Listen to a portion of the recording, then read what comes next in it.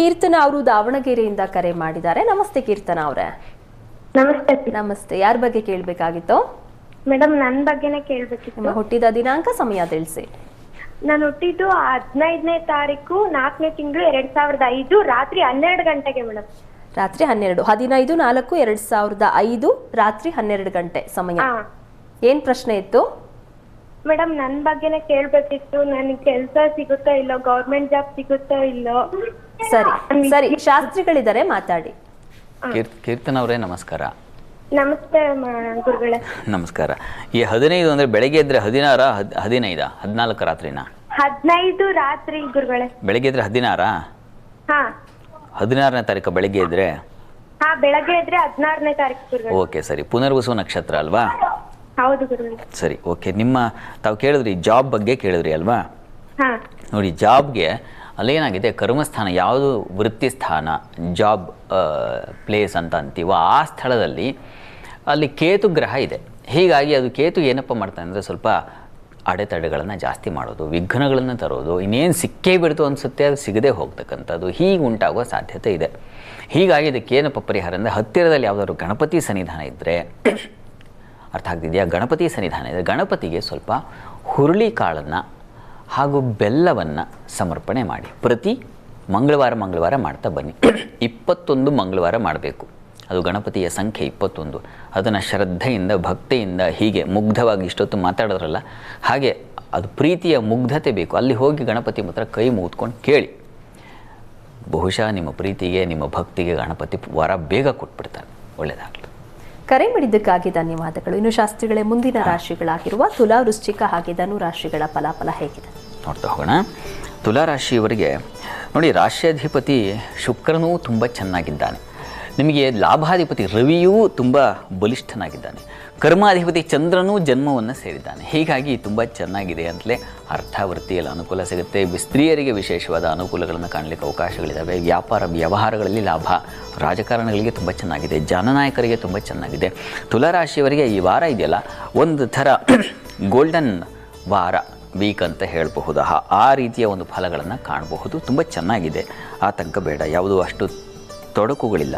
ಇನ್ನು ವಾರದ ಅಂತ್ಯಭಾಗದಲ್ಲಿ ಗಮನಿಸ್ಕೊಂಡ್ರೆ ತುಲಾರಾಶಿಯವರಿಗೆ ಅಲ್ಲೂ ಅಷ್ಟೇ, ದ್ವಿತೀಯಕ್ಕೆ ಚಂದ್ರನ ಪ್ರವೇಶವಾದರೆ ಸುಗ್ರಾಸ ಭೋಜನ ಸಿಗುತ್ತೆ. ಸ್ತ್ರೀಯರಿಗೆ ಧೈರ್ಯ ಸಾಹಸಗಳಿದ್ದಾವೆ. ಹೆಚ್ಚಿನ ಅನುಕೂಲಗಳು ಉಂಟಾಗ್ತಕ್ಕಂಥ ಸಾಧ್ಯತೆ. ದಾಂಪತ್ಯ ಸ್ವಲ್ಪ ಸಣ್ಣ ಪುಟ್ಟ ಪ್ರಮಾಣದ ಮನಸ್ತಾಪ, ಅದೇನು ಹೆಚ್ಚು ಆತಂಕಕ್ಕೊಳಗಾಗಬೇಕಾಗಿಲ್ಲ. ಒಳ್ಳೆಯ ಉಪದೇಶ, ಒಳ್ಳೆಯ ಸಲಹೆ ಕೂಡ ಸಿಗುತ್ತೆ. ಯಾರೋ ಏನೋ ಒಂದು ಗೈಡ್ ಮಾಡ್ತಾರೆ, ಅದು ನಿಮಗೆ ಹಿತವಾಗುತ್ತೆ. ಅದರಿಂದ ಅನುಕೂಲವೂ ಉಂಟಾಗುತ್ತೆ. ಹೀಗಾಗಿ ತುಲಾರಾಶಿಯವರಿಗೆ ವಾರ ತುಂಬ ಚೆನ್ನಾಗಿದೆ. ರವಿ ಫಲವು ಎರಡೂ ತುಂಬ ಚೆನ್ನಾಗಿದೆ. ಚಂದ್ರ ಫಲ ಎರಡೂ ಚೆನ್ನಾಗಿದೆ. ಇನ್ನು ವೃಶ್ಚಿಕ ಗಮನಿಸೋಣ. ವೃಶ್ಚಿಕ ರಾಶಿಯವರಿಗೆ ನಿಮಗೆ ಚಂದ್ರ ವ್ಯಯದಲ್ಲಿದ್ದಾನೆ.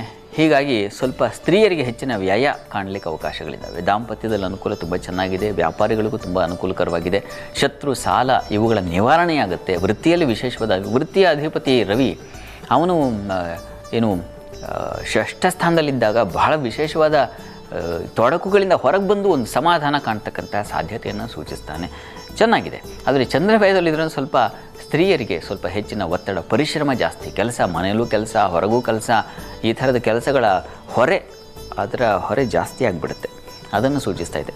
ಇನ್ನು ಅಂತ್ಯ ಭಾಗದಲ್ಲಿ ಗಮನಿಸ್ಕೊಂಡ್ರೆ ಜನ್ಮಕ್ಕೆ ಚಂದ್ರ ಬರ್ತಾನೆ, ಅದು ಒಳ್ಳೆಯದು ಫಲವ.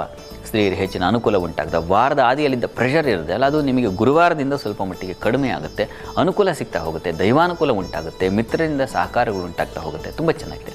ಒಳ್ಳೆಯ ಸುಗ್ರಾಸ ಭೋಜನ, ವಿದ್ಯಾರ್ಥಿಗಳಿಗೆ ಅನುಕೂಲ ಚೆನ್ನಾಗಿದೆ. ಒಳ್ಳೆಯ ಶುಭ ಸಮಾರಂಭಗಳು ಇತ್ಯಾದಿಗಳೆಲ್ಲ ಪಾಲ್ಗೊಂಡು ಒಳ್ಳೆಯ ಸ್ವಲ್ಪ ಸಮಾಧಾನವಾಗಿ, ನೆಮ್ಮದಿಯಾಗಿ, ನಿರ್ಮಳವಾಗಿ ಅಂತೀವಲ್ಲ, ಆ ಥರ ಇರಲಿಕ್ಕೆ ಅವಕಾಶಗಳು ಚೆನ್ನಾಗಿದೆ. ಗುರುವಾರದಿಂದ ನಿಮಗೊಂದು ಹೊಸ ದಾರಿ ಸಿಗುತ್ತೆ. ಚೆನ್ನಾಗಿದೆ.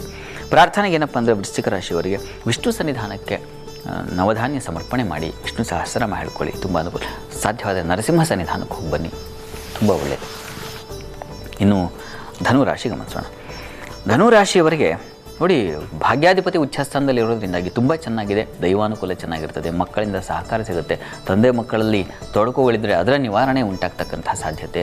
ಬಂಧು ಮಿತ್ರ ವಿಚಾರದ ಸ್ವಲ್ಪ ಹುಷಾರಾಗಿರಿ. ಆದರೆ ಬುದ್ಧಿ ಚುರುಕಾಗಿರ್ತದೆ. ಹೀಗಾಗಿ ನಿಮಗೆ ಹೆಚ್ಚಿನ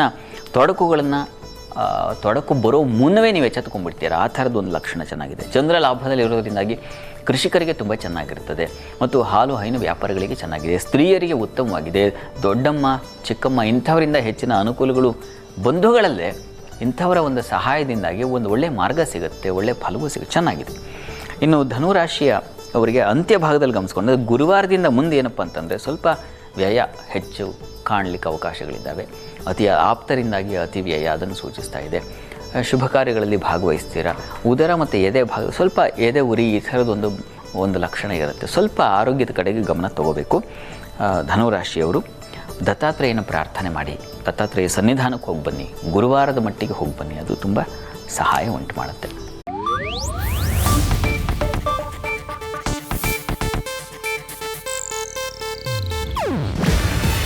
ಇದು ಏಷ್ಯಾನೆಟ್ ನ್ಯೂಸ್ ನೆಟ್ವರ್ಕ್ ಪ್ರಸ್ತುತಿ. ನೀವು ನೋಡ್ತಿದ್ದೀರಾ ಏಷ್ಯಾನೆಟ್ ಸುವರ್ಣ ನ್ಯೂಸ್.